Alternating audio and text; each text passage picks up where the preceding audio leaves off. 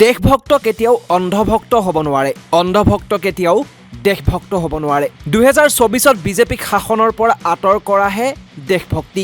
বিমুদ্ৰাকৰণৰ ফলত দেশত ভ্ৰষ্টাচাৰ আৰু সন্ত্ৰাসবাদ নোহোৱা হ'ল নেকি? বিমুদ্ৰাকৰণত সাধাৰণ মানুহ বেংকৰ লাইনত লাগিছিল, কিন্তু ধনী অসাধু ব্যক্তিয়ে গোপনে সলনি কৰিছিল ক'লা ধন। 30% অংকত মেনেজ হৈছিল বিমুদ্ৰাকৰণ। 7 বছৰতেই নোহোৱা কৰিলে 2000 টকীয়া নোট। নোটবন্দীৰ বাবে 10 বছৰ পিছুৱাই গ'ল দেশৰ অৰ্থনীতি। বন্ধ হ'ল বেপাৰ বাণিজ্য, দোকান। নোটবন্দী আৰু GSTৰ বাবে সৰ্বস্ব হেৰুৱালে দেশৰ ব্যৱসায়ীয়ে হুৰে এৰিছে ভাৰত। 12 লাখ উদ্যোগপতি আৰু বেপাৰীয়ে ভাৰতৰ নাগৰিকত্ব এৰিছে। আপৰ নেতা তথা দিল্লীৰ মুখ্যমন্ত্ৰী অৰবিন্দ কেজৰিৱালে আজি ভাষণেৰে তোলা-ধোনা দিলে কেন্দ্ৰৰ বিজেপি চৰকাৰক। বিমুদ্ৰাকৰণৰ পৰা আৰম্ভ কৰি বছৰি 2 কোটি চাকৰিলৈ মোদী চৰকাৰৰ অসম্পূৰ্ণ প্ৰতিশ্ৰুতি আকৌ এবাৰ মানুহক মনত পেলাই দিলে অৰবিন্দ কেজৰিৱালে কয় যে মোদী চৰকাৰৰ ভুল আৰু অদূৰদৰ্শী নীতিৰ বাবেই দেশৰ অৰ্থনীতি 10 বছৰ পিছুৱাই গ'ল।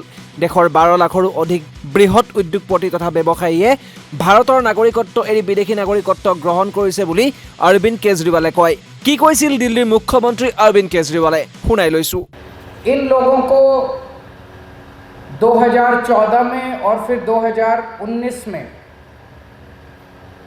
देश के लोगों ने बहुत भारी बहुमत देके जिताया था। ऐतिहासिक बहुमत था, अद्भुत बहुमत था। इनके पास मौका था कि ये चाहते तो देश को जबरदस्त तरक्की के रास्ते पे ले जा सकते थे। लेकिन आज देश में हम क्या देख रहे हैं? चारों तरफ माहौल इतना खराब हो गया है, आपस में लोगों के लड़ाई झगड़े होने लगे हैं।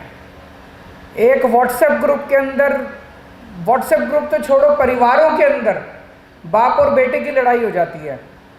भाई आप कोई भी आदमी किसी भी पार्टी का हो, लेकिन इतना ज़बरदस्त समाज के अंदर पोलराइजेशन कभी नहीं देखा गया था। गलत तो नहीं कह रहा मैं? इतने लड़ाई झगड़े, इतना भ्रष्टाचार, इतनी गुंडागर्दी, इतनी मारपीट, इतनी लूटमार, कहीं शांति नज़र नहीं आती। और अगर शांति नहीं होगी तो देश तरक्की नहीं कर सकता। इस वक्त देश की हालत, और कोई तबका बता दो जो खुश हो इनसे, सारे दुखी हैं इन लोगों से। बेड़ा गर्क कर दिया इन्होंने, इकोनॉमी का बेड़ा गर्क कर दिया, सब चीज़ों का बेड़ा गर्क कर दिया। तो मुझे लगता है आज अगर सबसे बड़ी कोई देशभक्ति का काम हो सकता है तो वो एक ही है कि 2024 में इनको हटाओ। है कि नहीं है? 2024 में इनको हटाना सबसे बड़ी देशभक्ति का काम है। देश तभी तरक्की करेगा। इन्होंने जो निर्णय लिए कुछ समझ नहीं आता, ये क्यों निर्णय लेते हैं। ये निर्णय लेते हैं कि इनकी जगह कोई और निर्णय लेता है। 2016 में बोले कि भ्रष्टाचार दूर करने के लिए हजार के नोट खत्म कर रहे हैं। इनसे पूछा भाई हजार के नोट खत्म करने से कैसे भ्रष्टाचार दूर होगा?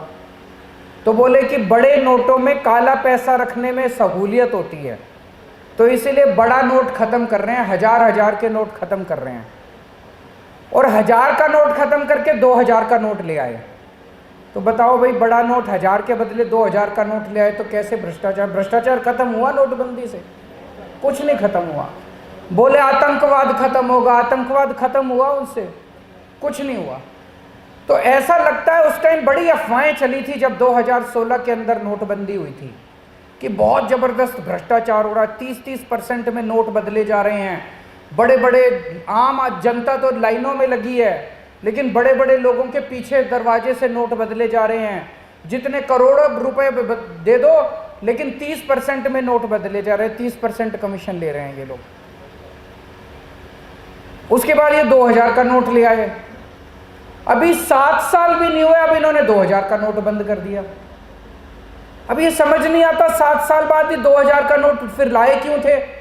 इस तरह से नोटबंदी किसी दुनिया के किसी देश में नहीं देखी गई कि अब तुमने 2000 का नोट बंद कर दिया। क्यों कर दिया? बताते ही नहीं है, बोलते ही नहीं है। जनता तो जैसे मतलब भेड़ बकरी बंदर है इनके लिए जनता तो कुछ समझ नहीं आ रहा। नोटबंदी से, उस 2016 में जो नोटबंदी हुई, इस एक नोटबंदी से देश की अर्थव्यवस्था कम से कम 10 साल पिछड़ गई। लोगों के काम धंधे बंद हो गए, फैक्ट्रियां बंद हो गई, बड़ी बड़ी दुकानें बंद हो गई, व्यापार बंद हो गए, अर्थव्यवस्था कम से कम 7-8 साल पीछे चली गई, 10 साल पीछे चली गई।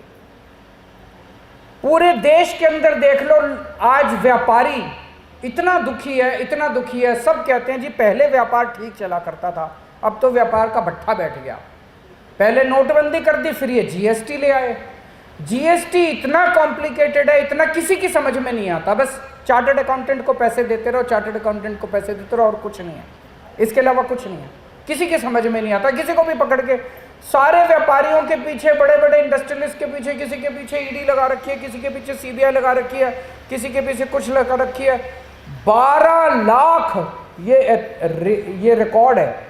पिछले कुछ सालों में 12 लाख इंडिया के टॉप के इंडस्ट्रियलिस्ट्स और टॉप के व्यापारी भारत की सदस्यता छोड़ के दूसरे देशों में चले गए। उन्होंने वहां की नागरिकता ले ली है।